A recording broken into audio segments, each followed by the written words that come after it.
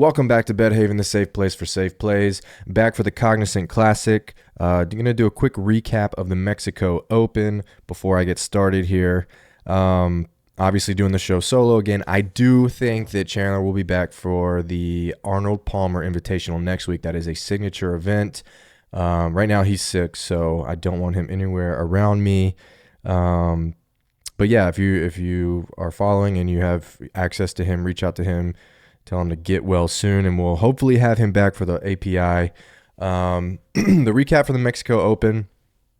Obviously, I didn't have him on the show, but I do know that he hit Harry Hall, first-round leader. I think this week we're going to do a little bit better at making sure he has his plays out there. But yeah, he hit Harry Hall, first-round leader. I don't know if he had anybody in the mix down the stretch. I obviously had Ben Griffin, who finished T4, kind of made a late push on Sunday. But if you watched any of that golf tournament, it was just kind of all over the place. I mean, we ended up having the playoff between the longest hitter on tour, the shortest hitter on tour. I, at one point during the show last week, said, one of the short guys could get hot. I used Andrew Putnam as an example for the model that I had put together.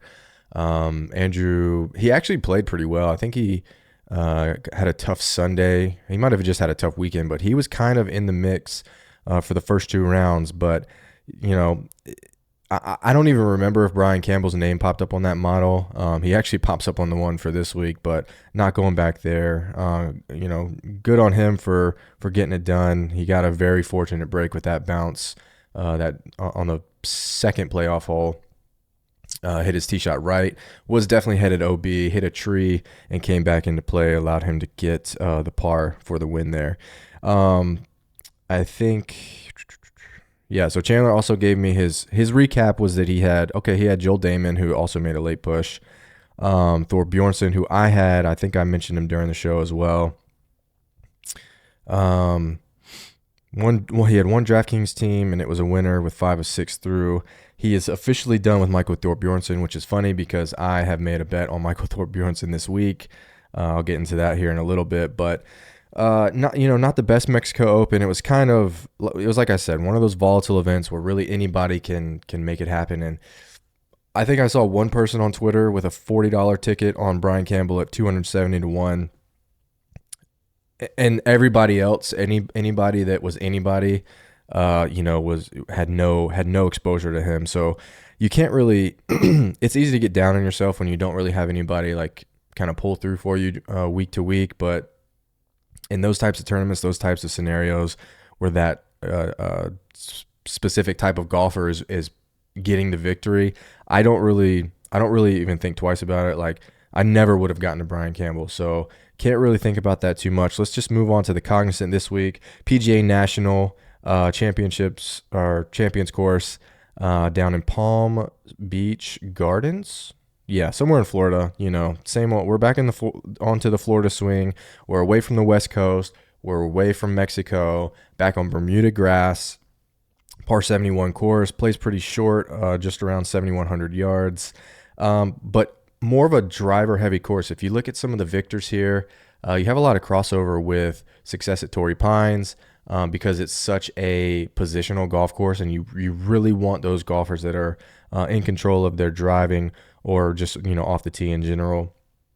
I have run a model here, and I've sort of taken some of Chandler's thoughts. I asked him for his preliminary stuff. I believe he is on, and I'll go ahead and just get that out of the way so I don't have to keep referring back to this. He is on Denny McCarthy. Let's see here. I'll give you his full breakdown. He's on Denny McCarthy, last 8 rounds, number 2 strokes gained total in this field. Irons are heating up, and he's obviously a great putter. Everybody knows that. One of the best putters on tour. He's also on Daniel Berger, last 8 rounds, number 1 in strokes gained total. I've run several models. At this point, Daniel Berger is at the top of almost every single one, so that's no surprise. I will say this, however, Daniel Berger is the most tipped golfer this week. I would say you just bet Berger because, he's still a decent number. It's not like he's, the Akshay number last week got down to like 12 to 1 at one point. Berger's still in that 25, 28 range. I think that's a little bit more you can stomach that a little bit easier. You bet Burger. If you're gonna play him DFS, I would do it in, like a multi-entry contest, and try to either match the field or a full fade at this point. I think he's going to be one of the most popular golfers in this tournament. I will tell you this: I have three lineups in DraftKings, and I'm going to be doing a full fade. It's a 3-entry max, and I'm full fading Burger. I'm going to bet him. So if those teams don't do well because Burger is winning, then that's okay, because I will have an outright ticket on him. So sort of my strategy there. Not everybody operates the same way, but he's also on Ben Griffin. Checks all the boxes. Bogey avoidance. He's number 8 in this field, and he's got great tee to green numbers from last week. I'm assuming he meant Ben Griffin and not Lonto Griffin, but don't quote me on that. I think it's Ben Griffin. He just wrote Griffin. And then lastly, he's on Bud Colley, playing best golf of his career. His best surface is Bermuda. He's one of those guys that I've kind of mentioned this for a couple different guys throughout the season. Dealt with injury. He was in a pretty bad car accident, if I remember correctly, and he's kind of finding his way back to form. He's had some finishes maybe in the fall swing. I'll pull it up real quick, but I want to say, I've been on Bud Colley before. I don't remember where I was on him at, but I think I bet him in the fall swing. So he was T5 at the Sanderson Farm during the fall swing. I've actually seen some like very slight crossover from guys that have had success at Sanderson Farms, and at this course, decent fall swing, and currently for this season, he's got a top 30 finish and a T21 at Sony, and then Waste Management. So played twice this year, top 30 finishes both times. Not a bad bullet there to throw if you're going to get kind of funny with it. But I'll get into this model. This model is a breakdown of kind of recent performance, but also a little bit of a baseline, a 50-round baseline. Number one in the model for me, and it's going off of total driving. I like total driving here because if you look at Austin Eckroat's stats from last season, Austin Eckroat is former winner here from last year. He ranked pretty highly in total driving. And like I said, this is a positional golf course. You want your golfers to be in control off the tee. A lot of these holes you're going to be seeing some of the heavy hitters club down, just so they have a little bit more positional access to these pins. And then it's a second shot course from there. Once you put yourself in the position off the tee, it's a lot of iron play, mid iron play, 150 to 175, 175 to 200, depending on how long these guys are. And that's what this model is. It's also got a little bit of scrambling in there, a little bit of Bermuda putting as well. Number one in this model, projected ownership 14%, 9,900 on DraftKings, Daniel Berger. I've already spoken on Berger. I'm not going to touch on him too much. It's a little scary to see how many people are on him. That's kind of why I feel like I'm going to end up fading him on DraftKings all the way. But hard to argue. I'm a big Berger fan, so it's hard to argue with what he's been doing. And obviously, I was on him at Waste Management, finished second there. Number two on this model is Mac Meisner. Mac Meisner, 6,900 on DraftKings. Kind of maybe flying under the radar here a little bit. Decent player overall. Had some strong finishes last year. Maybe during the fall swing as well. I bet Meisner first round leader at Valero. He Monday queued into the tournament. Let me just pull him up so I can make sure I'm on the right tournament here. I'll never forget because I brought his name up and Chandler made fun of me. But the Charles Schwab. He Monday queued in, Texas guy. Monday queued in for that tournament. I took him first round leader. He had a terrible first round and then went bananas and finished T5 for the tournament. So T5 there, fourth at the Barracuda, T16 at the ISCO, which is formerly the Barbasol, T20 John Deere. Decent finishes down the stretch last year. And then this year, kind of in weird form, he had a T21 at the Sony, which his irons were incredible at the Sony. Gained 1.5 on approach, and then has a T68, T52, miscut. So looking at the miscut in Mexico, I don't know. He lost a lot of strokes putting. He also lost on approach. So maybe he can figure something out. I wonder if he just had like a really bad first round. Sometimes I like to look at the guys that miss the cut and see if they played like horribly the first round and then maybe got it together in the second round. So first round minus 1.4 putting, minus 0.8 on approach, and no, it didn't get any better in the second round. Minus 3 putting, minus 1.9 on approach. You do see sometimes when guys kind of realize that they're going to miss a cut, it just kind of all goes to shit, for lack of a better term. But I won't spend too much more time on him because just below him at 8,700, number 3 on this model, Max Grayserman. I do have a ticket on Grayserman. He's 100% owned on my DraftKings teams. A little bit higher ownership that I was expecting at 13.9, nearly 14%. Yeah, just a gamer. We saw him pop at the Wyndham last year. We saw him pop at the 3M, which is sort of a comp course for this, in my opinion, with a lot of water holes. And, you got to be in position off the tee at that course as well. We saw Johnny Vegas win that tournament last year. But yeah, Grayserman for me is going to be a play. Just below him, Kurt Kitayama. I said last week that Kurt Kitayama does better on these longer, tougher golf courses. You can consider this a tougher golf course where off the tee play is a little bit more important. He's number 4 in this model. Currently projected right around the same ownership as Grayserman. I think that could be less. I think he could end up going a little bit less owned here because next week we've got the Arnold Palmer Invitational. He's a former winner at Arnold Palmer. Maybe people are just kind of overlooking him this week, and that could make me want to play him. Again, number 4 on this model. Not the greatest putter in the world. I don't know what his kind of recent performance is, but this model does encompass recent approach stats, so you could take that for what it's worth. Below him, Seamus Power. I've seen not a lot of people, but I've seen some people touting Power. Another guy that could kind of go under the radar. Great wind player. We're going to a course that has some potential for wind, especially in the afternoon times. I almost bet Seamus Power. I didn't get there. I probably won't play him on DraftKings. I just like some people in this $7,300-$7,400 range on DraftKings a little bit more. Below him, Denny McCarthy, Chandler's kind of main pick this week. Chandler does have him for for DraftKings and for first round leader. I'm assuming he's going to have an outright ticket on him as well. Back to the Andrew Putnam, number 7 in this model.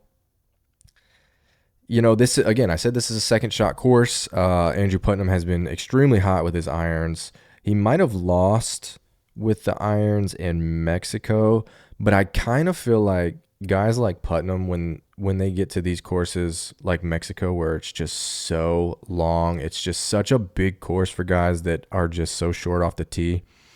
It can, and it didn't affect Campbell as much, but it's just harder. You're hitting 3-wood on par 4s where other guys are hitting, mid to low irons. So that can kind of get, you can hit great shots and then it can just get tired. I feel like a little bit more tiring, a little bit faster than most of these guys. You're at a shorter course here. Again, it is a lot of mid iron play, but at least he's not having to take, these 3-woods into several par 4s here. So I wouldn't mind going back to Putnam here. I did a whole video about him last week. He was kind of my staple. It was more of like an example of how distance wasn't, the only factor going into the winner that I was choosing last week. And that turned out to be the case here. So why not go back to Putnam here? I think it's worth a shot. He's 6,900 on DraftKings, pretty low ownership projection, and I assume he's a big number for an outright. So let's see. Just below him, Brian Campbell. I'm not going to talk about Brian Campbell. I just can't. If he wins this tournament, good on him. It would shock me if he went back-to-back, though. Below him, another guy that I will be on for DraftKings purposes, Shane Lowry, 10,500. Projected ownership is 27%. So is he going to be the most owned in this tournament? He's the most expensive, I believe. Or is Russell Henley more expensive than him?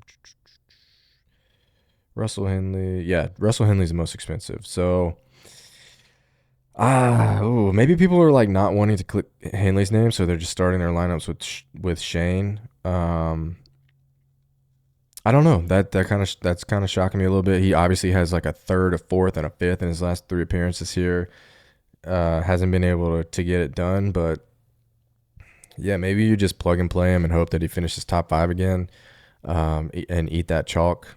But yeah, anyways, I'm not gonna bet him at 22-1 or whatever he is. Just below him, Matt Kuchar. Yeah, I mean, a lot of these guys are your just strictly iron players. So if you're looking kind of go, and I'm not going to keep going down the board so much here. Bud Colley's right here, kind of in this mix. Bud Colley above Russell Henley on this model, so I see why Chandler's on that. Um, a guy that I'm going to be going back to is Jacob Bridgman. Jacob Bridgman modeled well for me last week. He's modeling well for me again this week. He kind of let me down last week, so I will be going back to Jacob Bridgman. I don't know if he's playing in the morning or not. I do want to say they do have tee times out. I was looking at him for first round leader. Some of the guys that I'll be looking at for first round leader, and don't hold me to this yet because these are terrible names. These are not names that you really want to be seeing, but I'll be looking at David Lipsky. Just ouch. Jacob Bridgman, Davis Riley, David Skins. A lot of David and Davis. That was not intentional there. And then Tom Hoagie. Tom Hoagie, I have a ticket on at 120 to 1. I feel like if you just look at this model here, and this is kind of where my head is at. This model encompasses so many iron players, and Tom Hoagie does not have a great history at this course, but is one of the best iron players on tour. I think his weaknesses are the around the green play. The putting obviously is always a problem for him. But if you're going to ask me to choose golfers at triple digit odds, give me the guys that are at least going to put themselves in a position to score. Off the tee for Hoagie is typically very strong. He's an accurate player. I don't, look. I'd have to go in and look, and I can do that really quick at recent play for him. Maybe he's not driving the ball very well, but I just know what kind of player Tom Hoagie is in general. Yeah, off the tees, he's been struggling. But if you look at it, some of the struggles have been – so you had off the tee, he lost at Century. Century's a long course, not really his forte when it comes to that. He did lose at Sony, but the recent losses at Waste Management, and I brought this up maybe last video. I said that Waste Management ended up playing like much firmer and much more difficult than a lot of people were anticipating than it has historically. So I wasn't going to fault anybody for that. And then the other loss that he had was at the Genesis. Just Torrey is just one of those courses like that. It's just a long, difficult course. Guys losing off the tee there is not something that I'm going to put too much weight into. He was very accurate at Pebble Beach, where he historically plays well. So I just need him to channel that driving accuracy that I'm used to seeing from him. He had a fourth place or a third place finish at TPC River Highlands, where the Travelers has played. I feel like that's a decent comp course. This is similar to all the TPC courses, in my opinion. Positional, water, you're going to need to get up and down at certain points. And if I'm betting on somebody who has a weak around the green game, I want them to have strong iron play, and that is Tom Hoagie for me. Spent way too much time on Tom Hoagie here. I really only bet him because he's 120 to 1, and we've seen him as low as like 40 to 1 recently. So just in my opinion, just worth a shot down the board. Another guy I'm taking a shot on, and I already mentioned this, is Michael Thorpe Bjornsson. I had a bonus bet on BetMGM at 150 to 1. I threw all of it on him just because a lot of discussion around Luke Clanton this week. Luke Clanton also needs to make the cut to secure his tour card. He had the chance at Phoenix, and I think he missed the cut on the number maybe. But Florida guy, you got a lot of people betting Luke Clanton at 50 to 1. And I could see it. Obviously, the kid's very talented from tee to green, but I'm not ready to be that committed to Luke Clanton. Do I think he can make the cut here? Absolutely. But Thorpe Bjornsson is a talent play. I'm just going to keep playing him in these fields where I think that, he's got a chance to show something. And I think he also had like a second or fourth place finish at Travelers as an amateur. Again, I'm using that as a comp course. So why not take a flyer on him? And I would be really upset if I missed on the Thorpe Bjornsson breakout because, we spent a lot of time talking about him last year. I've talked about him a little bit this year as well. He's absolutely been struggling. But in my opinion, the talent is there, and I feel like it could just break at any moment and get himself back into the mix there. We got Ben Griffin kind of showing up again on this model. I don't know about going right back to him here. Obviously, he's playing great. I think Chandler's on him, assuming he wasn't talking about Lonto. Um, yeah, if you wanted to, I could see why. I think he's. I don't think this is the course for him. I expect him to hit a couple balls in the water here. It's I'm not rooting for that. I'm just saying I would not be surprised if it took place. But look, this week I would say if you're committed to one thing or the other, again, this model is mostly Bermuda putting, which we're on Bermuda greens again. Total driving, I've got weighted at 20%. This is out of 100. So for this model specifically, I use 25% Bermuda putting, 15% scrambling, 20% total driving, 15% bogey avoidance. This is one, like I said, there's water everywhere. You want guys that are able to avoid bogeys. I'm going to run another model after I in this recording without that stat as much. Just because I feel like they've eased this course up a little bit. I think last year we saw better scoring than we had in years past. I think it played somewhere around maybe a stroke and a half under par. Historically, it's a much more difficult course than that. We're going to have soft conditions again. They got a lot of rain earlier this week.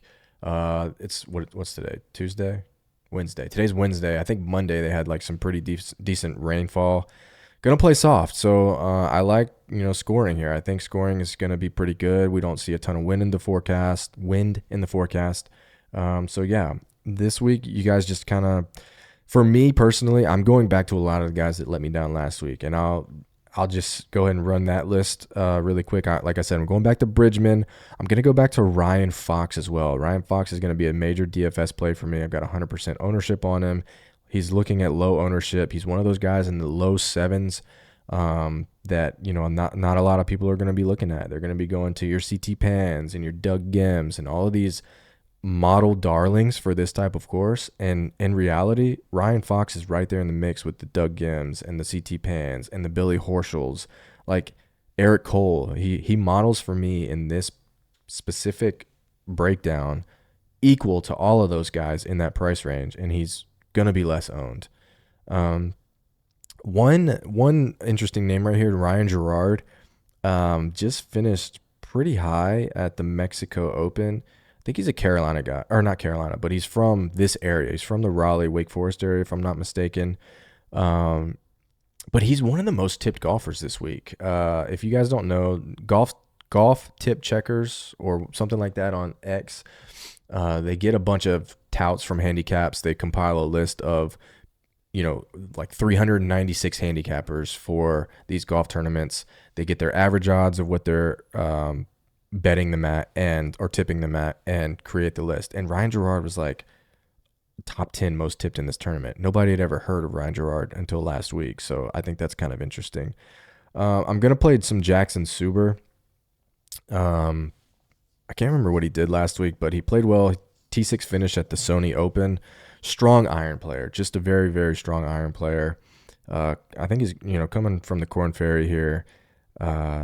Early success with that T6 finish at Sony and has kind of just fallen by the wayside a little bit. I expect him to find some form again this week with the irons and maybe a top 30 finish. That would probably be my placement bet if I was getting into that, but.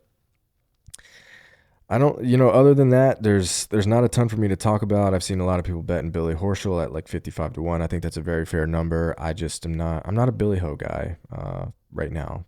I have been in the past, but just not for me this week. The other guy that I'm going to be going back to for DFS purposes, Bo Hostler. Bo Hostler, I don't think can win this tournament. A lot of my strategy is to just go back right to the guys that let me down last week. I think I'm going to be getting decent ownership because of that. None of them are projecting to be really highly owned. And that's just been a solid strategy for me in the past. Like I just have typically been early on guys. And for me, the most exposure I had last week, Fox, Bridgman, Hostler. Who was the other one? Obviously, I'm going back to Thor Bjornsson. Thought there was another one, but maybe not. Yeah, those three. I mean, Fox, Bridgman, and Hostler for me.